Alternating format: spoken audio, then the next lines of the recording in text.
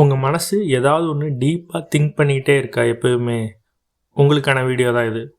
Over திங்கிங்னா என்ன? தேவையில்லாத ஒரு விஷயத்தை அதிக நேரம் நம்ம மனசு திங்க் பண்ணிக்கிட்டே இருக்கிறது ஓவர் திங்கிங். ஃபார் எக்ஸாம்பிள், நீங்கள் ஒருத்தவங்களுக்கு மெசேஜ் அனுப்புகிறீங்க, அவங்க உங்களுக்கு ரிப்ளை பண்ணல. நார்மல் திங்கிங் எப்படி இருக்கணும்? ஓகே, அவங்க பிஸியாக இருப்பாங்க. பட் ஓவர் திங்கிங், ஐயோ அவங்க நம்மளை என்ன நினச்சாங்கன்னு தெரியலையே, நேற்று நடந்தது ஏதாவது தப்பாக இருக்குமோ, ஒருவேளை நம்மளை அவாய்ட் பண்ணுறாங்களோ அப்படிங்கிற மாதிரி திங்க் பண்ணும். ஓவர் திங்கினால் என்ன ப்ராப்ளம்னா, நம்மளுடைய மனசு சீக்கிரம் சோர்ந்து போயிடும். தேவையில்லாத ஒரு விஷயத்தை அதிக நேரம் யோசிச்சுக்கிட்டே இருக்கும்போது நம்ம மூளையும் மனசும் சீக்கிரம் சோர்ந்து போயிடுது. நெக்ஸ்ட் ஒன்று, சரியான முடிவு உங்களால் எடுக்க முடியாமல் போயிடுது. ஏன்னா நார்மலாக திங்க் பண்ணும்போது மேஜரான ஆப்ஷன் பாசிபிலிட்டி மட்டும்தான் நமக்கு ஆப்ஷனாக இருக்கும். நீங்கள் டீப்பாக ஓவராக திங்க் பண்ணும்போது சின்ன சின்ன விஷயம் கூட உங்களுக்கு ஆப்ஷனாக தெரிய ஆரம்பிச்சிடும். ஸோ நிறைய ஆப்ஷன் உங்களுக்கு வந்தனால எந்த ஆப்ஷனை சூஸ் பண்ணுறது அப்படிங்கிற மாதிரி ப்ராப்ளம் வரும். சேம் டைம் நிறைய ஆப்ஷன் வந்தாலும் எல்லா ஆப்ஷனுக்கும் ஈக்குவலான வேல்யூபிள் இருக்காது. ஸோ கன்ஃபியூஷன் வந்துடும் நமக்கு. நெக்ஸ்ட் ஒன்று, தன்னுடைய தன்னம்பிக்கை மெதுவாக குறைய ஆரம்பிச்சிடும். ஃபார் எக்ஸாம்பிள், நீங்கள் ஒரு பிஸ்னஸ் ஸ்டார்ட் பண்ண போகிறீங்க. அதுக்கு நம்மளுடைய கெப்பாசிட்டி என்ன, நம்ம கேரக்டருக்கு அது செட் ஆகுமா அப்படி சொல்லிட்டு நார்மலாக திங்க் பண்ணுவீங்க.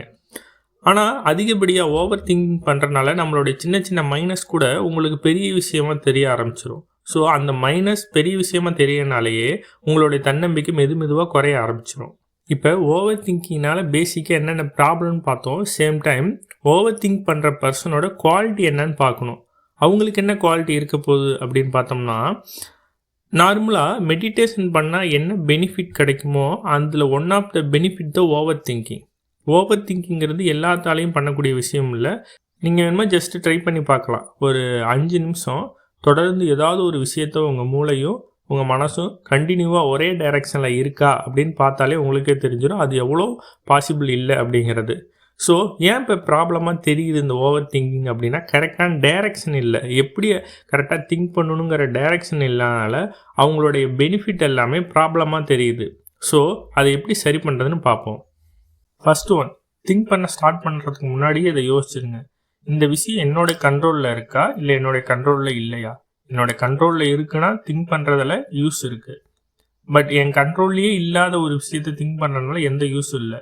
ஸோ என் கண்ட்ரோலில் இல்லை அப்படின்னா அதை அப்பயே ஸ்கிப் பண்ணிடுங்க.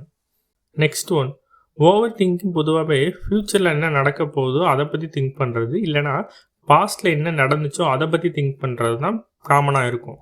இப்போ ஒரு சம்பவம் நடந்து முடிஞ்சிருச்சு, ஐயோ அது என்ன ஆச்சுன்னு தெரியலையே, என்ன ஆக போதோ, இல்லை யாராவது ஏதாவது சொல்லிடுவாங்களோ, அந்த மாதிரியான திங்கிங் எந்த யூஸுமே நமக்கு கொடுக்க போகிறதில்ல. அதுக்கு கரெக்டான டைரெக்ஷன் கொடுத்துட்டோம்னா அது பெனிஃபிட்டாக மாறிடும். எப்படி? நெக்ஸ்ட்டு அதை என்ன பண்ணுறது, அதுலேருந்து நம்ம என்ன கற்றுக்கிட்டோம் அப்படிங்கிற மாதிரி பாசிட்டிவாக திங்க் பண்ணிங்கன்னா அது யூஸ்ஃபுல்லாக ஆயிரும். நெக்ஸ்ட் ஒன், இப்போ நீங்கள் ஒரு விஷயத்தை பற்றி திங்க் பண்ண போகிறீங்க அப்படின்னா அதை எப்போ செயல்படுத்த போகிறீங்க அப்படின்னு ஃபஸ்ட்டு முடிவு பண்ணிடுங்க. அடுத்து ஒரு 5 நிமிஷத்தில் நீங்கள் செய்ய போகிறீங்கன்னா இப்போ திங்க் பண்ணுறதுல பெனிஃபிட். அதே நீங்கள் அடுத்து ஒரு 10 நாள் ஆகும், இல்லை 10 மாதம் ஆகும், 10 வருஷம் ஆகும்னா அதுக்குன்னு ஒரு பர்டிகுலர் டைம் ஒதுக்குங்க. டைம் ஒதுக்கி அந்த பர்டிகுலர் டைமில் திங்க் பண்ணிங்கன்னா சிம்பிளாகவும் ஈஸியாகவும் குயிக்காகவும் நமக்கு ரிசல்ட் கிடச்சிரும். இல்லை அப்படின்னா நம்ம ஏதாவது ஒரு வேலை பார்த்துக்கிட்டே அதை பற்றி திங்க் பண்ணிகிட்டே இருப்போம். அந்த வேலையும் பர்டிகுலராக கரெக்டாக முடியாது. சேம் டைம் கரெக்டான முடிவும் நம்மளால் எடுக்க முடியாமல் போயிடும். நெக்ஸ்ட் ஒன், திங்க் பண்ணுறதை குறைச்சிட்டு ஆக்ஷனில் இறங்குறது. ஃபார் எக்ஸாம்பிள், நீங்கள் ஒரு செகண்ட் ஹேண்ட் பைக் வாங்க போகிறீங்க. இந்த இடத்துல தான் இருக்குதுன்னு உங்களுக்கு தெரியும், இவங்ககிட்ட தான் இருக்குதுன்னு தெரியும். ஸோ நம்ம வீட்டில் உட்காந்து அது என்ன மைலேஜ் தரும், என்ன மாடலாக இருக்கும், எவ்வளோ கிலோமீட்டர் ஓடி இருக்கும், இந்த மாதிரியாக திங்க் பண்ணிகிட்டே இருந்தோம்னா நமக்கு டைம் தான் வேஸ்ட்டு. அடுத்து நீங்கள் டைரெக்டாக அங்கே போனீங்கன்னா அடுத்து ஒரு 10 நிமிஷத்துலேயே அதுக்கான ரிசல்ட்டு, சொல்யூஷன் எல்லாமே கிடச்சிரும். அதே மாதிரி தான் இப்போ ஒரு விஷயம் திங்க் பண்ணிக்கிட்டே இருக்கும் ஓவராக. ஏன்னா திங்க் பண்ணுற விஷயம் எல்லாமே நம்மளுடைய கண்ட்ரோல்லே இருக்காது. நம்ம மைண்டு ஆட்டோமேட்டிக்காக திங்க் பண்ணிக்கிட்டே இருக்கும் நம்ம என்ன கண்ட்ரோல் பண்ணாலும். அந்த மாதிரியான இருக்கக்கூடிய சூழ்நிலையில் அதுக்கு சம்மந்தப்பட்ட விஷயமோ இல்லை சம்மந்தமே இல்லாத ஒரு செயலில் ஈடுபடும் போது ஆட்டோமேட்டிக்காக அந்த ஓவர் திங்க் கண்ட்ரோல் ஆயிரும் நமக்கு. நெக்ஸ்ட் ஒன், இது காமனாக எல்லாத்துக்கும் இருக்கக்கூடிய ஒரு பிரச்சனை தான்.